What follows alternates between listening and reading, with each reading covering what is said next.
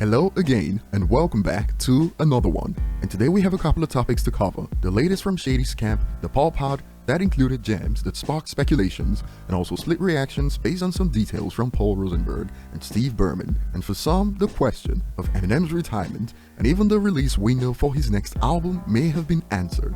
So first of all, Eminem decided to play on the Steve Berman skit from MMLP to announce the first episode of the PaulPod, and he said on Twitter, "Steve, it would be better if you gave me nothing at all. This podcast is less than nothing. I can't sell this freaking podcast." Tune into PaulPod Episode 1 with Paul Rosenberg and Steve Berman on Shade 45 right now. You can also find it on Apple Music and Spotify. And before we get into some sections from the pod that sparked speculations and split reactions, the PaulPod is gonna be a limited series with 7 episodes that will feature Royce, James Lorez, Skylar Grey, Adam Blackstone, and the final 2 episodes will feature Eminem on the 7th and 14th of September. An update since Curtain Call 2 is dropping in a few hours, but there's more to this, which we'll get to later. So on the PaulPod, Steve Berman revealed how because of his performance on Dr. Dre's Dre Day, I'm glad you and I trust each other. You trust me, don't you? Yeah, boss. Oh, no. I work for you. I work for Sleazy E. I wouldn't have it any other way. when he first met with Eminem and Paul, he had to convince them that they weren't getting punked and that he was a real person working marketing at the time for Interscope. And at the end of the meeting, you and him came up to me and he looked at me and he said, "You're a real person." And I think he said, or you said, "Are we being punked? You know, you thought it was some game tied to the Dre Day video." And I explained myself. No, I actually, the marketing and sales for Interscope, at the time that was my title. And he also spoke about how some people thought the skits were real. In fact, unlike how it's done today, where a simple DM would suffice, back then he got emails from some fans who grilled him for how he spoke disrespectfully to Eminem because they thought the skits were real. Yeah, there were times when people would come up to me and say, "How could you speak to Marshall like that?" Right, because so they thought it was real. And they thought it was real. And I would be like, "No, you don't understand. We're just trying to tell a story here." And I would get this feedback, "No, but that's not okay to speak to him like that." Right. No, but it's not like real. It's a story. Those are great memories and great conversations. Though in some cases they were inspired by real events like Eminem bringing his gun to the studio. But a lot of times people say to me, "Are those real? Are those calls real?" And the answer is always the same, which is the truth.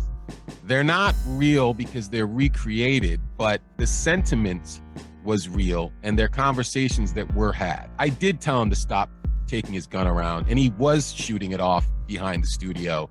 And I did react a certain way to some of the stuff on the record, and I did have stuff to say to him about it because I did need to be the adult. But for me, the most interesting part of this points to the future, as whenever Steve Berman makes an appearance on an Eminem album, you know Eminem is about to go there when it comes to controversial stuff, like finally go to Beirut and do a show there.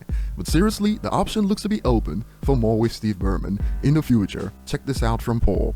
I think he wanted to bring you back because he felt like he was going there again on that album. So he needed your voice back. And I think that it was very effective. The music made a shift on Recovery, didn't really call for a Steve Berman skit. Who knows what the future's gonna hold?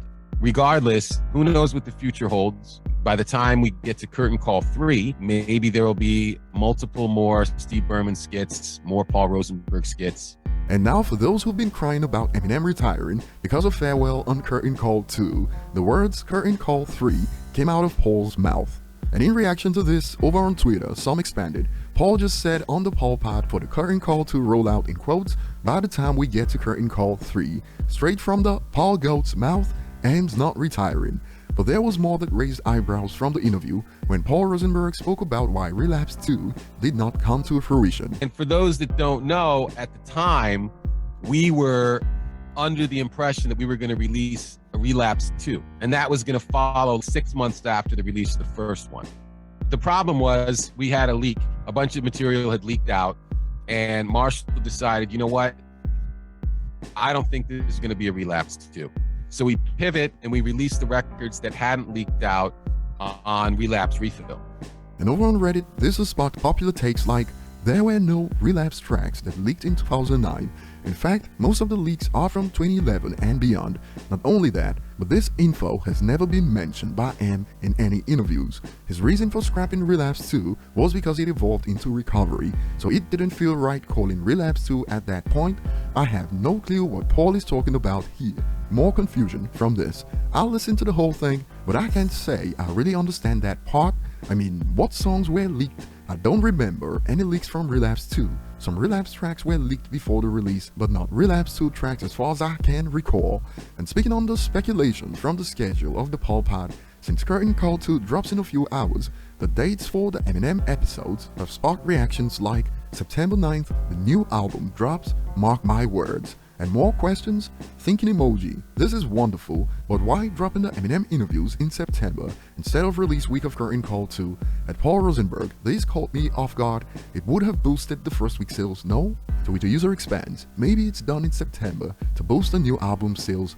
Fingers crossed emojis. Another adds, I think there's something else coming. The date makes no sense if nothing comes out in that period. I agree, especially when Curtain Call 2 drops this weekend. More, so new Eminem album sometime in September or October to go along with these interviews.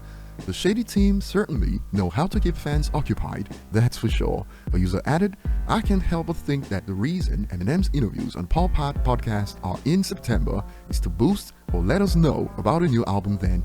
A girl can dream, right? Over to you guys, share your thoughts below. Thanks for watching, like and subscribe if you enjoy content like this, and see you on the next one.